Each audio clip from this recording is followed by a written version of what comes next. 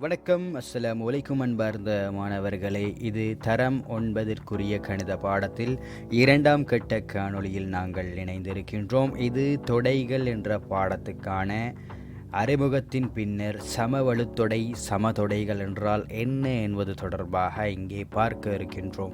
ஒவ்வொரு காணொளியும் ஒரு 10 அல்லது 15 நிமிடத்திற்குள்ள இருப்பதனால மாணவர்களே, உமது காலத்தில் அந்த சிறிய ஒரு காலத்தை ஒதுக்கி இந்த பாடத்தை நீங்கள் கற்றுக்கொள்ளுங்கள் என்று கூறி பாடத்துக்குள் போகலாம். முடிவிலி தொடைகள் என்றால் என்ன என்று தெரிந்திருக்க வேண்டும். முடிவிலி தொடைகள் என்பது மூலகங்களின் எண்ணிக்கையினை உறுதியாக கூற முடியாத தொடைகள் முடிவிலி தொடைகளாகும். உதாரணமாக b என்பது 4 மடங்குகளாகும். 4 மடங்குகள் எழுதும் பொழுது நாங்கள் மூலக வடிவில் எழுதுவோம். பாருங்கள், b என்று அந்த தொடைக்கு பெயரிட்டு 4, 8, 12, 16, 20, 24, 28 என்று என்ன செய்யலாம், தொடர்ந்து எழுதிக்கொண்டே போகலாம். அதுக்கு ஒரு முடிவு கிடையாது என்பதனால முடிவு இல்லை. எனவே முடிவிலி தொடைகளாக இது இருக்கும். இந்த தொடைகளை நாங்கள் முடிவிலி தொடைகளாக காட்டுகின்ற போது இந்த தொடை முடிவில் 3 குற்றுக்களை வைத்து தொடர்கிறது என்பதை காட்டுதல் வேண்டும்.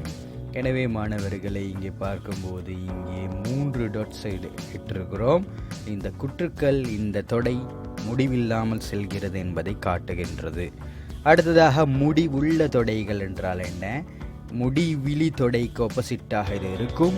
முடிவுள்ள தொடைகள் என்றால் மூலகங்களின் எண்ணிக்கையினை உறுதியாக கூற முடியுமாக இருந்தால் அதுக்கு சொல்லுவோம் முடிவுள்ள தொடைகள் என்று சொல்லுவோம். உதாரணமாக 0, 2க்கும் இடைப்பட்ட 4 மடங்குகள் என்று தந்திருக்கின்றேன் a எனும் தொடை.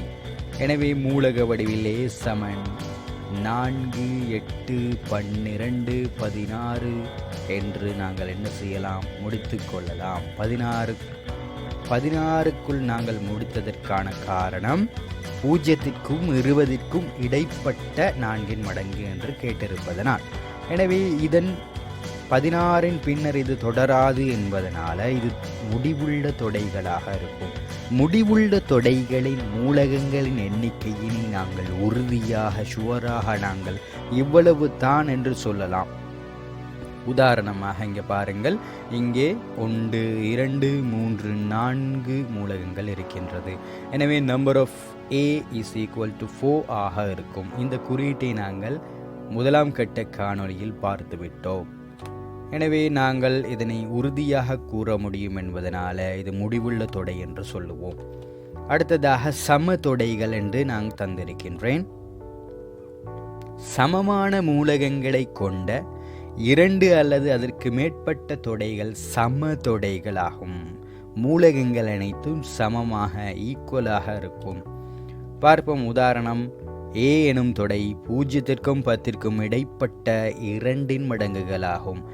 அதனை மூலக வடிவில் எழுதினால் 2, 4, 6, 8 என்று எழுதலாம். அடுத்ததாக b எனும் தொடை 8246 எனும் எண்ணில் உள்ள இலக்கங்கள் என்று கேட்டிருக்கின்றேன். எனவே இலக்கங்கள் எழுதுவோம். 2, 4, 6, 8 மாற்றி எழுதினால் பிரச்சனை இல்லை. இங்கே பார்க்கும்போது இங்கே a எனும் தொடையும் b எனும் தொடையும் ஒரே மாதிரி தான் இருக்கின்றது. இங்கே 2 இருக்கின்றது, இங்கே 2 இருக்கின்றது. அதே மாதிரி 4, 6, 8 அதே போல் இருக்கின்றது. எனவே பார்ப்போம், மேலுள்ள 2 தொடைகள் எனது மூலகங்கள் ஒரே சமமாக ஒரே மாதிரி இருப்பதனால இவை இரண்டும் சம தொடைகளாகும். எனவே ஏயும் பியும் சம தொடைகள் என்று சொல்லுவோம். இங்கே ஒரு விஷயம் பார்க்கும் பொழுது சம தொடைகளின் மூலகங்களின் எண்ணிக்கையும் மூலகமும் சமமாக இருக்கும். மூலகங்களின் எண்ணிக்கை 4, 4. அதே மாதிரி மூலகங்கள் இங்கே 2, 4, 6, 8 இருக்கின்றது. இங்கேயும் 2, 4, 6, 8 இருக்கின்றது என்பது குறிப்பிடத்தக்கது. அடுத்தது பார்க்க போகின்றோம், சம வலுத்தொடை என்றால் என்ன? சம வலுத்தொடை என்பது சமமான மூலகங்களின் எண்ணிக்கையினை கொண்ட தொடைகள் சம வலுத்தொடைகளாகும். இதனை நான் காட்டுகின்ற பொழுது நாங்கள் மூலகங்களின் எண்ணிக்கையை எழுதுவோம், நம்பர் ஆஃப் ஏ எவ்வளவு என்று எழுதுவோம், அதே மாதிரி நம்பர் ஆஃப் பி எவ்வளவு என்று எழுதுவோம்.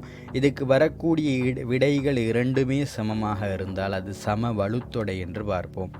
உதாரணமாக ஏ சமன் 0 மற்றும் 10 வரையிலான 2 மடங்குகள் 0 தொடக்கமாக இருக்கும். அப்போ நாங்கள் என்ன செய்வோம், 2 4 6 8 10 என்று நாங்கள் என்ன செய்வோம், 2 மடங்கு எழுதுவோம். பி என்பது ஆங்கில உயிரெழுத்துக்கள் என்று கேட்டிருக்கின்றேன்.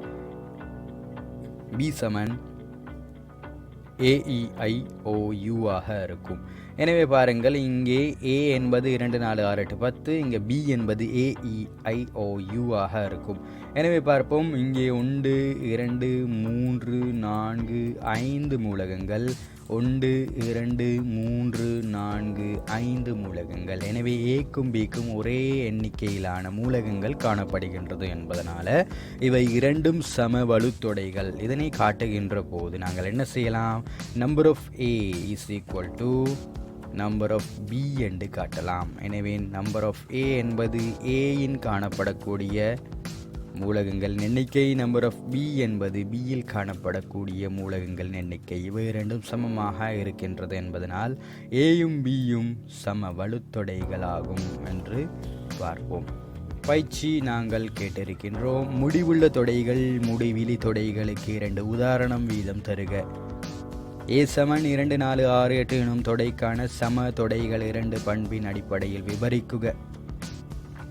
பி சமன் 10 குறைந்த 3 நேர்மடங்குகள் எனும் தொடைக்கு சமவலு தொடைகள் 2 தருக என்று கேட்டிருக்கின்றோம். எனவே மாணவர்களை இதை நீங்கள் எழுதி எமக்கு அனுப்பி வைக்கலாம். எமது வீடியோக்கள் பயன் தரக்கூடியதாக இருந்தாலும் உமது நண்பர்களுடன் பகிர்ந்து இதனை பயன்களை பெற்றுக்கொள்ளலாம். எனவே மாணவர்களை அடுத்த கட்ட காணொளி வரும் வரை நீங்கள் காத்திருப்பீர்கள் என்று நினைக்கின்றேன். இத்துடன் இந்த காணொளியை நிறுத்திக் கொள்கிறேன். நன்றி, வணக்கம் மாணவர்கள்.